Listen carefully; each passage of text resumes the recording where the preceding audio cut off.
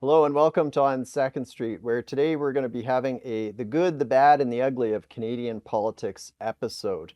Joining me to talk about these upcoming and current issues that are happening is Kris Sims, the Alberta Director for the Canadian Taxpayers Federation, and Tristin Hopper from the National Post.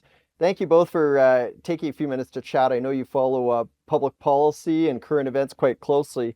So I wonder if we could start off with something that I was actually pretty surprised by. Like I knew the Governor General made a lot of money in this country, but when I saw the figure, I just about fell off my chair. About $393,000 per year with her latest pay increase.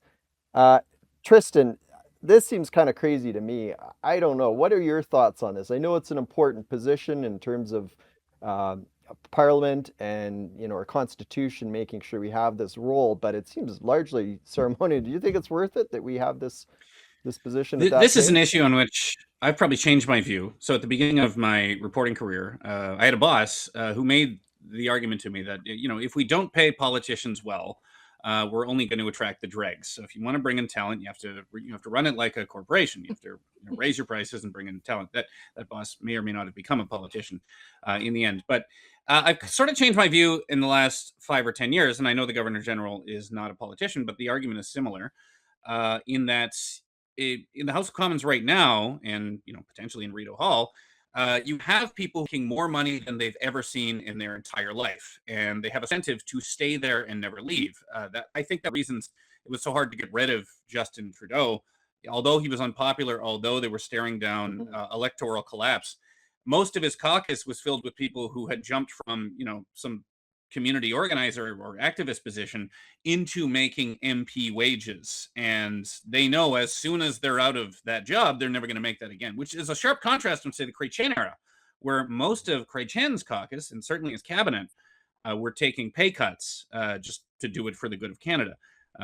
So, as soon as the politics weren't working and it was a waste of their time, they were out of there. So it led them to be less loyal to the system and more focused on outcomes.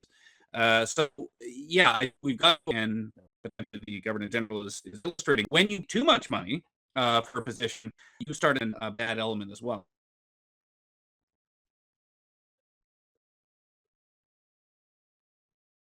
Kris, what is your take? 393,000, is it worth it to you?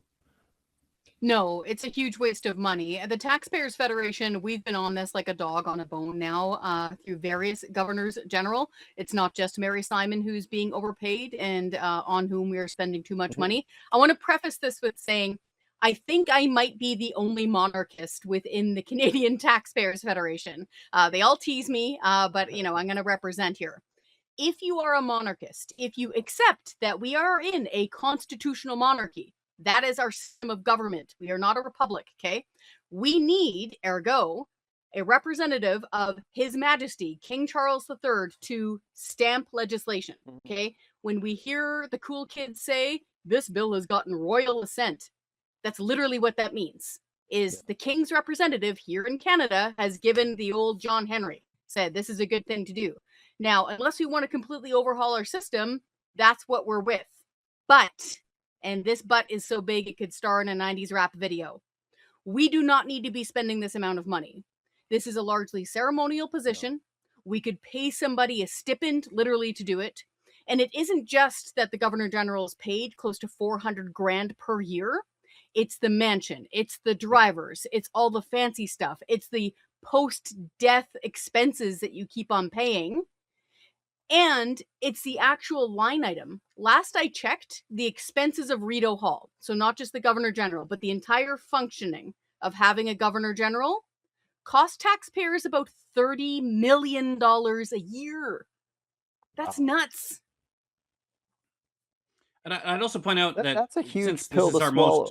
Yeah, go for it. well, it's just this is our most British institution. But Mhm. if you look at actual Britain, I mean, the House of Lords, they are not paid a salary. They can basically say, well, this is a prestige position. I think they get as much snuff or like rum as you can possibly drink, so you have a bit of an expense account. But they could say, well, you're serving the country, you get a cool title, you get to hang out in this big chamber, and you can find enough relatively high quality people to do the job. And I think that would apply in the case of Governor General. In a sense, you would actually weed out some of the more opportunist candidates.